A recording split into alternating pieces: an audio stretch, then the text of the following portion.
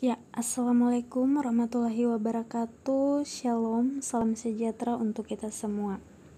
Ya, teman-teman, di kesempatan kali ini kami dari kelompok 6 akan menjelaskan sedikit materi kami tentang makalah dan aspek keperawatan agregat dalam komunitas lansia. Ya, kita masuk yang pertama, yaitu pengertian dari kelompok khusus pada agregat lansia, yaitu sekelompok masyarakat atau individu yang karena keadaan fisik, mental, maupun sosial budaya dan ekonominya perlu mendapatkan bantuan, bimbingan, pelayanan kesehatan, dan asuhan keperawatan karena ketidakmampuan dan ketidaktahuan mereka dalam memelihara kesehatan dan keperawatan terhadap dirinya sendiri. Tujuan perawatan kelompok khusus pada agregat lansia. Yang pertama, tujuan umum, yaitu meningkatkan kemampuan dan derajat kesehatan kelompok untuk dapat menolong diri sendiri dan tidak terlalu tergantung kepada pihak lain. Yang kedua, tujuan khusus, agar kelompok khusus dapat meningkatkan kemampuan mereka dalam hal mengidentifikasi masalah kesehatan dan keperawatan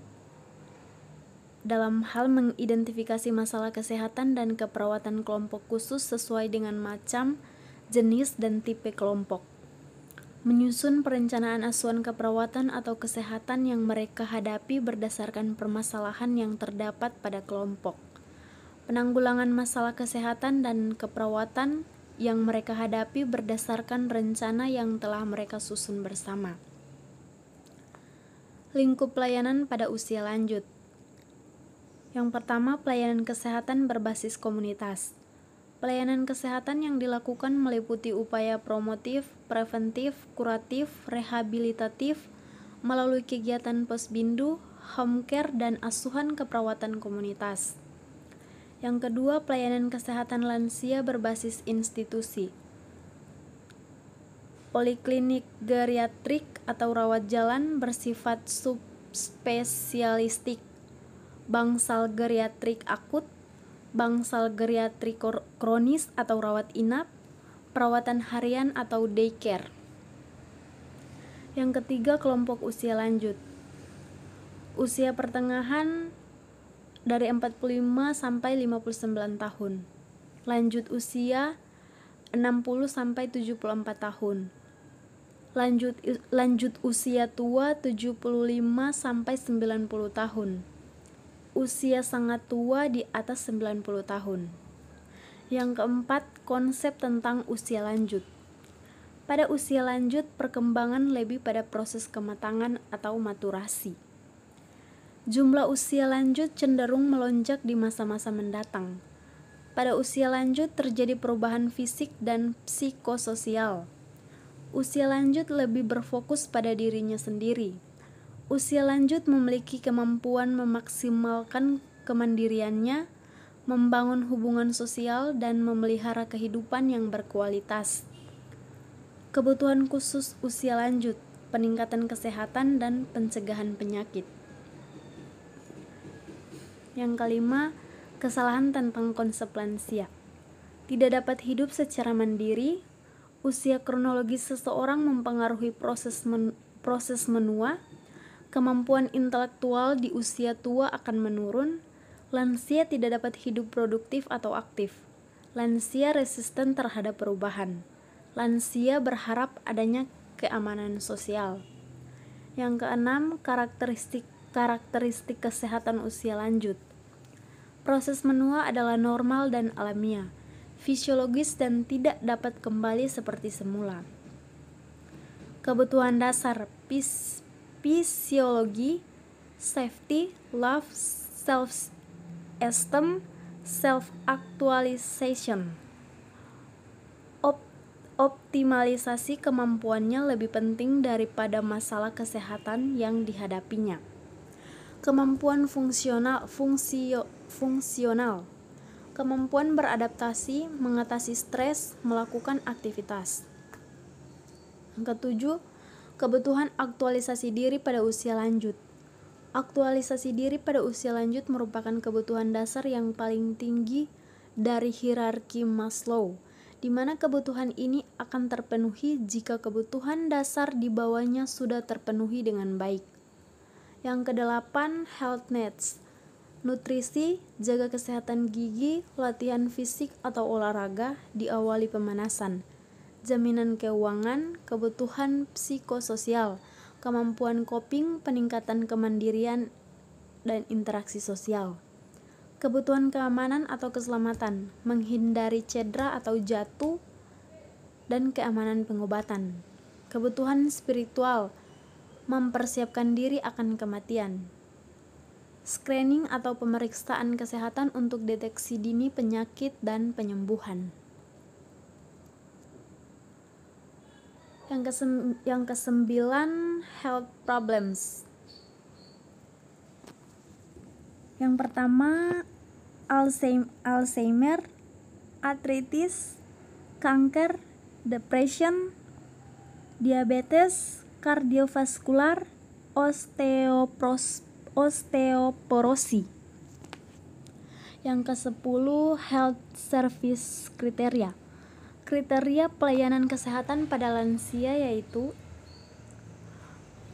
komprehensif, adanya dukungan finansial yang adekuat, perawatan sehari-hari, pelayanan kesehatan yang memadai, pendidikan kesehatan, perawatan keluarga, kebutuhan rekreasi, aktivitas fisik, dan pelayanan transportasi. Adanya kerjasama atau terkoordinasi lintas program atau sektoral, mudah dijangkau, memperhatikan kualitas pelayanan. Ya, kita masuk dalam asuhan keperawatan pada kelompok khusus agregat lanjut usia.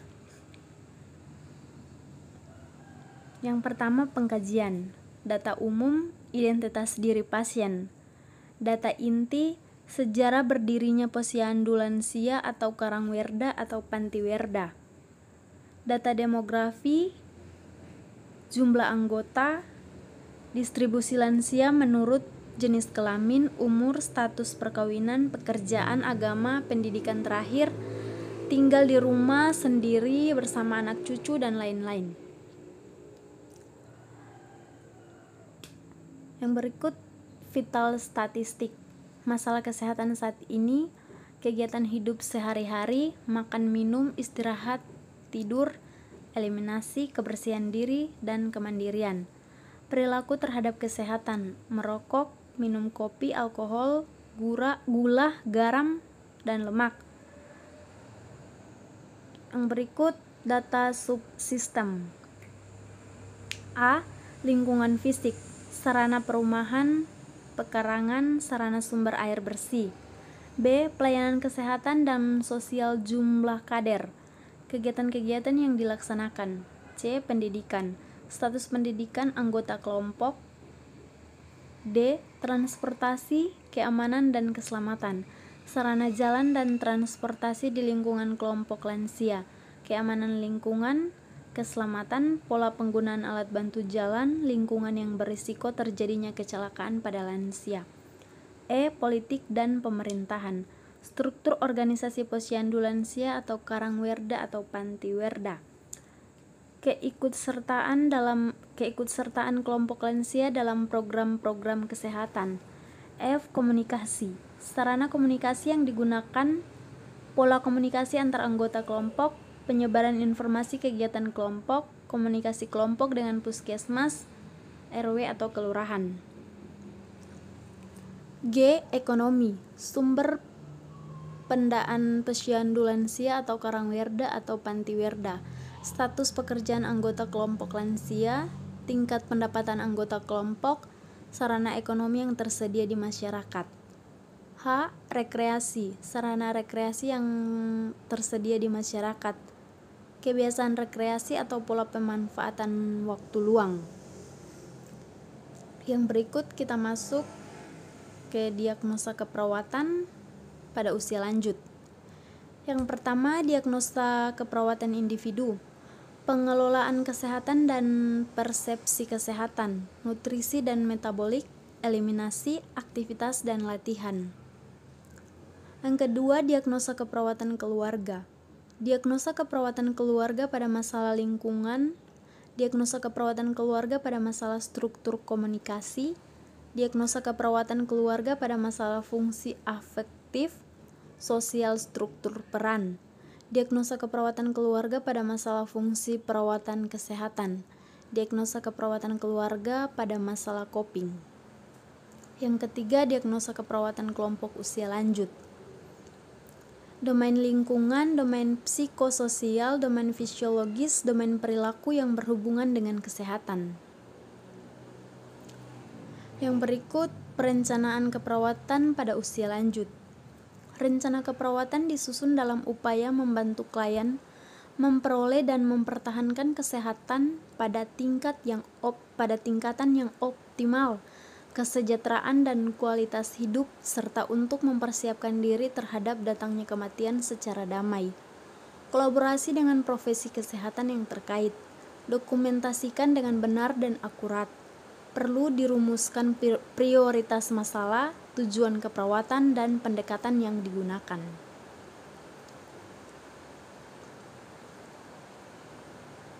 Yang berikut, pelaksanaan atau implementasi. Tindakan keperawatan pada usia lanjut, menumbuhkan dan membina hubungan yang baik dan saling percaya, menyiapkan lingkungan yang kondusif dan memelihara keselamatan, meningkatkan rangsangan persepsi dan sensori, mempertahankan dan melatih orientasi realitas. Yang berikut, evaluasi. Perawat bertanggung jawab untuk mengevaluasi status dan kemajuan klien terhadap pencapaian hasil dari tujuan keperawatan yang telah ditetapkan sebelumnya. Kegiatan evaluasi meliputi mengkaji kemajuan status kesehatan klien, membandingkan respons klien dengan kriteria hasil dan menyimpulkan hasil kemajuan, masalah dan kemajuan pencapaian tujuan keperawatan klien. Perawat akan mencatat hasil evaluasi dalam lembar evaluasi atau dalam catatan kemajuan. Dalam menelaah kemajuan klien dalam pencapaian hasil, perawat akan mencatat salah satu dari keputusan berikut dalam lembar evaluasi. Kesimpulan.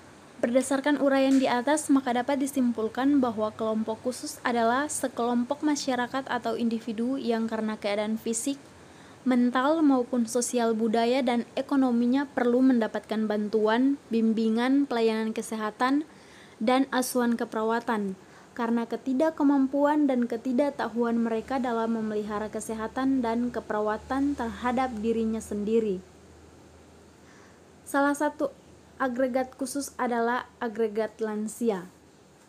Saran, dengan demikian, setelah kita mengetahui perkembangan lansia, diharapkan pengetahuan perawat lansia dan pelayanan kesehatan perlu mengevaluasi standar praktik gerontik untuk membuat perencanaan di masa yang akan datang, agar dapat mencapai tujuan kesehatan bersama. Terima kasih. Mungkin itu saja yang kami jelaskan. Terima kasih untuk perhatian dari teman-teman semua.